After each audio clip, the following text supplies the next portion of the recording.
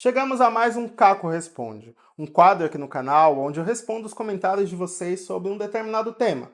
E como estamos em época de The Handmaid's Tale, claro que o Caco Responde vai ser sobre essa série. Série essa que está chegando no seu final. Faltam apenas 2 episódios para sabermos como termina essa história. Mas antes disso, vamos saber o que vocês estão dizendo sobre a temporada até aqui. Lembrando que para você aparecer no Caco Responde, basta deixar comentários nos meus vídeos que eu falo sobre a série.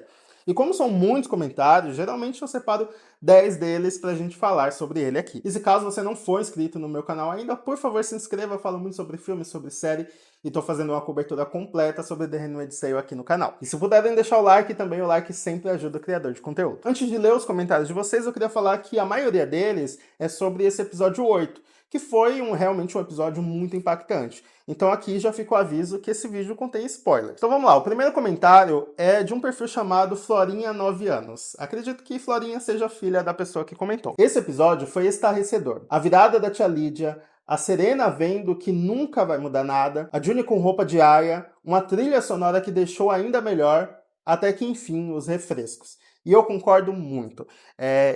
Mais pra frente eu vou falar sobre o lance da nostalgia que esse episódio causa, né? De a gente ver algo que a gente já tinha visto antes e que, enfim, relembrou os bons momentos da série, né? Que era da Juni em Gilead vestida de aia, que foi realmente o ápice de toda a série. Mas eu acho que para além da nostalgia, o episódio ele realmente foi muito bom, ele teve muitas reviravoltas, ele teve desfechos muito impactantes, como no caso da Juni indo até o comandante da Janine, matando ele por ela, as aias se rebelando, a tia Lídia finalmente libertando aquelas aias, né, entendendo que o que Gilead estava fazendo não era o que ela imaginava que era o certo, né? Então, assim, foi um episódio que realmente causou muitas emoções. Ele é um episódio bem emotivo mesmo, eu senti.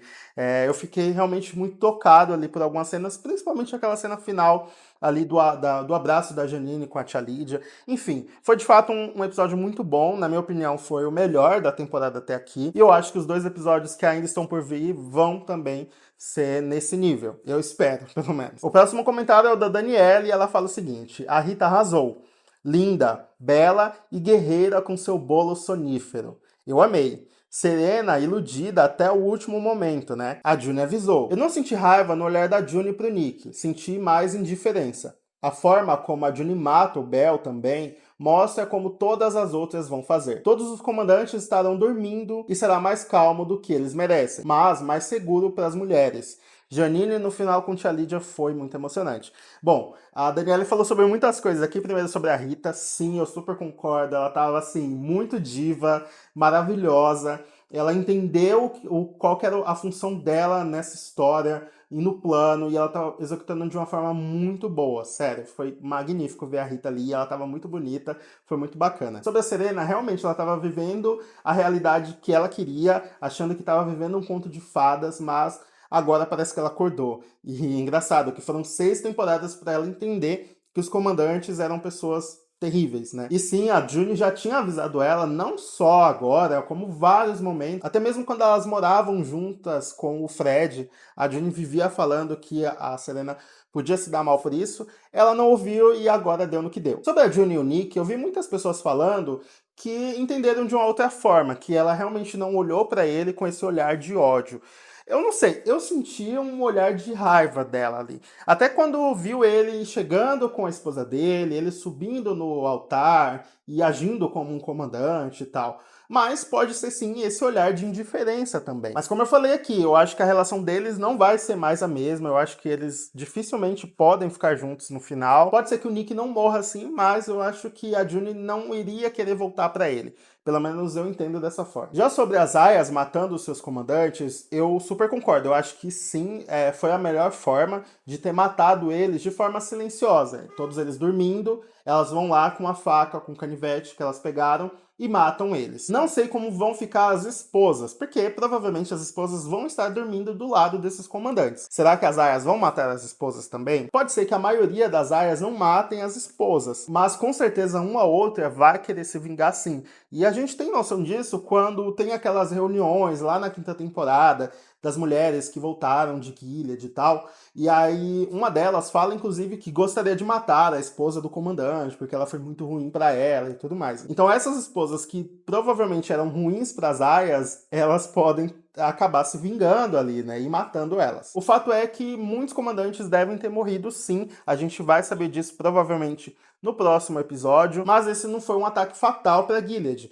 Claro, mataram comandantes importantes, mas não todos. Acredito que muitos sobreviveram, inclusive o próprio Arthur, né, que é um dos comandantes aí poderosos e que tá vivo. O próximo comentário é o do Lucas e ele fala o seguinte: esse episódio trouxe algo que eu estava sentindo falta. Um texto bem escrito, diálogos interessantes e uma fotografia impecável. Eu fiquei com uma dúvida. Só morreram os comandantes que tinham uma AI em casa? Isso ficou um pouco confuso. Gostaria que fosse a Janine que tivesse matado o Bel. Ao mesmo tempo, ela é tão doce que não combina com ela. E isso entra um pouco no que eu falei sobre os comandantes. Pelo que eu entendi, as aias que estavam em postos, né, nos seus postos, elas mataram seus comandantes. E eram dois grupos de aias, né? Eram as aias que estavam nos postos e as aias que estavam no cinto vermelho. Tanto que lá na festa de casamento, a tia Phoebe fala para esses grupos, né, se cumprimentarem, porque elas não se viam ali com frequência. Então, sim, somente as aias que estavam nos postos delas que mataram seus comandantes. As outras voltaram para o cinto vermelho. E aí eu acho que depois elas vão se reencontrar. E sobre a Janine, eu também acho que não combinaria com ela. Eu tava esperando que de repente a June fosse até lá, e aí fosse pegar a Janine, aí o Bel atacasse a June, e aí a Janine, pra defender a June, matasse ele. Mas de certa forma, eu gostei muito de como a cena aconteceu. Com a June dando um único golpe nele, ali no olho, algo que foi muito simbólico, a Janine chegando e agradecendo.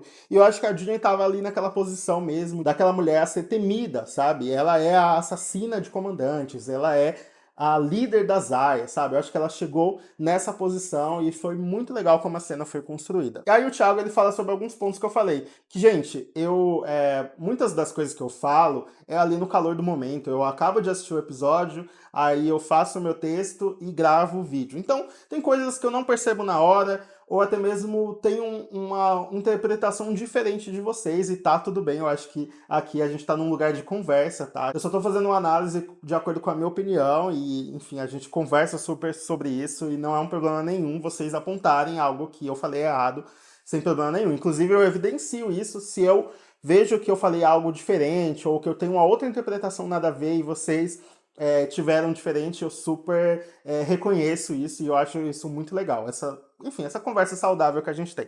Mas enfim, o Thiago diz o seguinte: acho que elas não iriam atacar os convidados. O plano que suspenderam era o de passar as armas na igreja, porque nem todas tinham a faca. Por conta do risco, completaram a missão na festa, passando as armas para as que faltavam. Se fosse atacar no casamento, não teria necessidade do sonífero. E eu super concordo. Eu acho que ali na igreja a gente pode ter algumas interpretações.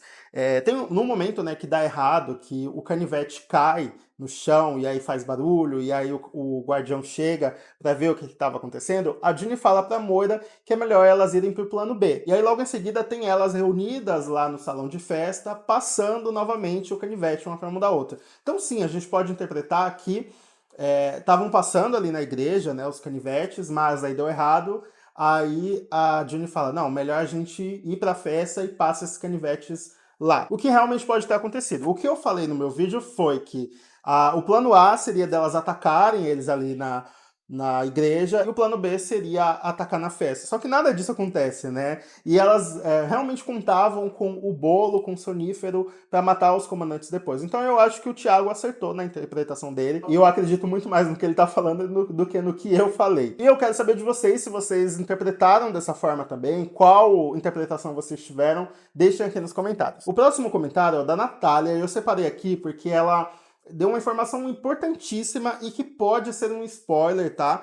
Pro episódio 9 ou episódio 10. Então fique aqui avisado, se você não gosta de possíveis spoilers, já tá avisado aqui. Ela fala o seguinte: Caco, uma amiga minha que mora no lugar onde foi gravado os próximos episódios, disse que a June vai ser enforcada, que colocaram uma dublê nessa cena e quando ela está lá em cima, quase indo de arrasta, o Luke joga uma bomba que faz com que ela caia da corda, e aí começa a luta que vemos no trailer. E olha, essa informação é muito valiosa e faz todo sentido, porque assim, no trailer a gente tem uma cena de um enforcamento ali em praça pública. Tem algumas aias e parece que é a June sim ali de costas, e várias pessoas ali olhando e tal, enfim, é um grande evento. Provavelmente Gilead vai tentar enforcar essas aias. O que eu não esperava é que, de fato, eles iriam colocar a June na forca e enforcarem ela. E logo em seguida, em cenas desse trailer, tem cenas do Luke atacando, né, do Luke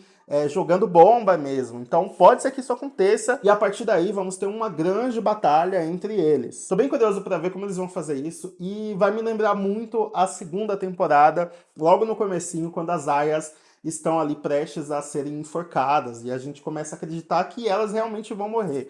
Eu acho que eles vão tentar revisitar esse momento mais uma vez e passar essa sensação de novo pra gente. Enfim, Natália, obrigado por compartilhar essa informação da sua amiga e a gente vai ver no próximo episódio se isso vai acontecer mesmo, porque enfim, na hora da gravação eles podem fazer uma coisa, na edição eles fazem outra. Mas eu acho que é provável que isso aconteça assim. O próximo comentário é o do Diego e ele diz algo contrário às coisas que eu falei no meu vídeo de análise do episódio 8. Ele fala o seguinte: eu acho que você se emocionou.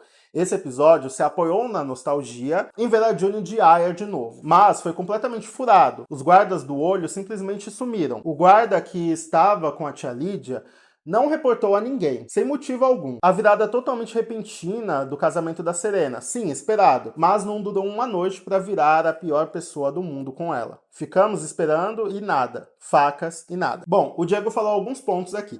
Sim, eu me emocionei mesmo, eu acho que como eu gravo logo em seguida, as emoções ficam à flor da pele. E eu realmente fiquei muito tocado com o episódio, porque como a gente vinha vendo episódios muito mornos, né? Esse episódio realmente surpreendeu. Acho que não só a mim, mas muitas pessoas que assistiram também. Bom, sobre o guardião que estava lá no Centro Vermelho e a tia Lídia manda ele abaixar a arma e ele obedece, eu vi algumas outras pessoas falando sobre isso e eu tenho algo a dizer sobre isso. Nos livros, principalmente o segundo livro, a gente entende que os guardiões, eles meio que temem as tias. Em uma cadeia hierárquica, né, as tias estão acima deles, assim, eles são ensinados a respeitarem as tias porque elas estão numa posição de poder. E a tia Lídia, ela é provavelmente a mais poderosa entre as tias. E aquele guardião, um jovem guardião, muito provavelmente ele iria obedecer a ela mesmo, ainda mais estando lá no Centro Vermelho, que ele é encarregado ali de obedecer às ordens daquelas tias. Então, pra mim, isso fez sentido sim ele ter abaixado. Agora, sobre reportar ou não reportar, a gente vai ver as consequências disso nos próximos episódios. Mas eu achei verossímil sim o fato dele ter obedecido ela ali naquele momento. Já sobre o casamento da Serena, eu concordo que sim, foi previsível. A gente sabia que isso não ia durar, né? Mas durou só uma noite, né? Só que como a gente já tá no fim da temporada, não teria esse tempo, né, pra ela descobrir depois que ele era uma pessoa ruim. E eu acho que entra muito naquilo que, olha, me casei com ela, agora eu tenho direito sobre ela e eu posso ser quem eu sou. Eu só tava esperando mesmo ela assinar ali o papel, a gente se casar e agora eu posso mandar nela. Eu acho que ficou mais ou menos essa sensação, sabe? E aí no final, sobre as facas que o Diego falou, eu acho que as facas elas foram usadas, né? No final ali a gente tem algumas cenas das aias voltando para casa com a faca e deu a entender que elas mataram os seus comandantes. Então, os canivetes ali, né, foram usados sim. O próximo comentário é o da Mayra, ou Maíra, e ela faz um texto muito legal que eu decidi colocar aqui. Ela diz o seguinte: Caco, estive pensando sobre como a série já foi apontada no passado por fazer torture porn, que é a pornografia da tortura. Lembro da época de ver muito na imprensa internacional, inclusive aqui na França, onde eu moro, a série ser criticada pelas sensações que causava nas mulheres. De todas as minhas amigas que começaram a assistir à mesma época que eu, no início pararam em algum momento de assistir, pois algumas cenas eram gatilhos muito fortes. Lembro de ler artigos reportando falas do Bruce Miller sobre focar mais na revolução e na guerra nas temporadas seguintes às polêmicas. Você acha que esse aspecto teve impacto no roteiro das temporadas seguintes? Entendo que, sendo mulher ou mulher mais mãe, a experiência da série realmente não é só audiovisual. Eu mesma tive que fazer muitas pausas para aguentar o tranco. O que você acha sobre isso? Obrigada pela cobertura excelente dessa série tão maravilhosa. Eu que agradeço pelo seu comentário, eu acho que é um tema muito pertinente, ainda mais a gente falar agora. Eu lembro total, assim, de que mais ou menos ali na segunda temporada a série foi acusada de torture porn, que é a pornografia da tortura, por conter cenas muito pesadas. E aí ficava muito naquela discussão de que homens estão fazendo essa série e que estão sentindo prazer em fazer cenas torturando essas mulheres e tudo mais. Se bem que se você pega a lista de diretores da série, né, tem muitas diretoras mulheres que dirigiram episódios onde tem muitas torturas, né? Mas eu super entendo e eu acho que a discussão ela é muito válida, sim. Eu acho que na época a série ela precisava mostrar algo que era muito brutal, muito difícil mesmo de assistir. A primeira temporada ela foi assim, mas eu acho que a segunda ela ganha um teor ainda mais forte, né? Pra gente ver as consequências das coisas que a Juni fez e que aconteceram com ela ali ao longo da história. Eu confesso que pra mim foi difícil sim ver algumas cenas de tortura, cena onde a Juni era humilhada e tal. E era, de fato, temporadas muito difíceis de você maratonar, assim, assistir de uma vez. Ficava aquela sensação esquisita mesmo. E eu acho que para mulheres, ainda mais mulheres que são mães, é mais difícil ainda, né? É uma camada ainda mais profunda e que, enfim, eu entendo que muitas mulheres desistiram aí no meio do caminho por realmente ter momentos que podem dar gatilhos. Sobre o que você falou do Bruce Miller, dizer que iria focar em outras coisas, né, a partir das próximas temporadas, eu acho que faz total sentido, porque se a gente pega a terceira temporada, por exemplo, foca muito mais nos objetivos da June, no plano dela, do que no sofrimento dela em si, né? E aí eu acho que as próximas vai mudando mesmo o foco. E que bom que a série entendeu isso, né? Que não precisa se apoiar unicamente no sofrimento dessas mulheres. Agora essas mulheres podem ou querer se vingar, ou querer ter uma vida em paz, uma vida longe daquilo. Enfim, a gente vê outros momentos da série, né? Que bom que ela não se apoiou somente nesse momento aí polêmico, né? O que poderia acontecer, né? Afinal, as duas primeiras temporadas, que são as mais chocantes, foram as de maior sucesso, né? E eles poderiam seguir, enfim, forçar isso para ainda ter relevância aí. Só que não, eles focaram em outras coisas e que bom que isso aconteceu. O próximo comentário é o da Gláucia, e ela fala o seguinte: olá pessoal, olá Caco, fiquei super feliz de encontrar esse canal, pois estamos aqui para trocar opiniões e também ficarmos por dentro dos assuntos. Sou nova aqui, mas queria que alguém me respondesse o que houve com a Emily. Abraço a todos. Glaucia, muito obrigado, seja bem-vinda, é muito legal essa comunidade que a gente está criando aqui de pessoas que gostam da série. Pode ter certeza que ainda vou fazer muito conteúdo sobre ela aqui no canal. Sobre a Emily, eu acho que muita gente não lembra, porque isso acontece no comecinho da primeira temporada, e é uma cena muito rápida ali, que a gente sabe o que acontece com ela, e enfim, pode ter passado despercebido para muita gente. Mas a Emily, ela, depois que ela consegue ir para o Canadá, ela tem muita dificuldade de seguir em frente, principalmente com a sua família, né, com a sua esposa e filho. Ela sempre carregou esse trauma do que ela viveu em Gilead. E aí quando a Juni chega lá, as duas tinham algo em comum. Elas tinham uma raiva ali interna e elas precisavam colocar isso para fora. Tanto que tem aquela reunião ali delas, que é tipo um grupo de apoio, e a Emily, em diversos momentos, está tentando ali ser uma mulher mais calma, mas quando ela tem a oportunidade, ela demonstra ter essa raiva. E aí no fim da quarta temporada, a Juni vai matar o Fred, né? O Fred vai pra floresta e a Juni leva todas essas mulheres para se vingar dele, né? Junto da Emily. Então a Emily ajuda a matar o Fred. E aí na quinta temporada, a Juni vai até a casa da Emily e descobre que ela voltou para Gilead, que ela não aguentou ficar lá no Canadá e que ela precisava se vingar das pessoas que fizeram algo com ela. Essa foi a desculpa que eles deram, porque a atriz, que é a Alex Bledel, ela disse que não queria mais fazer parte do elenco e estar na próxima temporada, que no caso era a quinta. Então eles precisavam dar um fim para essa personagem. Eu acho que ela não aceitou nem a gravar a última cena dela, e eles tiveram que dar um jeito ali no roteiro. O que foi uma grande perda, porque a Emily era uma personagem muito importante para a história, né? Enfim, ela estava ali desde o começo. E é isso, assim. Foi um final triste para a personagem, a gente não sabe o que aconteceu, a gente não sabe se ela tá viva, se ela conseguiu se vingar de alguém, se ela, enfim. A gente não sabe como ela está em Gilead ou se ela de fato está em Gilead, né? Não sabemos nada. Eu tenho uma levezinha esperança que a Alexis Bledel decidiu gravar um último momento da Emily no último episódio da série. Eu acho que isso não vai acontecer, mas enfim, a esperança é a última que morre e pode acabar acontecendo, quem sabe. O penúltimo comentário é o da Jaqueline e ela fala o seguinte: o filho da Serena é realmente do Fred? Eu achei que ela e o Tuelo eram amantes e que o filho poderia ser dele, já que o Fred era considerado estéril. O que aconteceu com a Esther? Abandonaram a personagem que poderia ser uma peça fundamental nessa temporada. Queria ver ela lutando contra a Gilead ao lado da June. Ainda sobre a Esther, né, ela é o mesmo caso da Emily. A personagem, ela termina, depois que a tia Lydia tenta colocar ela na casa dos Putnam, o Warren, né, que é o comandante, ele acaba abusando dela no escritório dele, ela fica grávida por isso e ela tenta se matar junto da Janine. E ela acorda no hospital, a tia Lydia vai visitar ela e ela tá muito brava com a tia Lydia, manda a tia Lydia embora e tal. Esse é o último momento aí da personagem na série, a gente não sabe o que acontece com ela depois. Eu acho que pode acontecer a mesma coisa que aconteceu com a atriz que interpretava a Emily. No caso, a McKenna Grace, ela deve ter outros projetos, deve querer fazer outras coisas e não querer estar mais no elenco da série.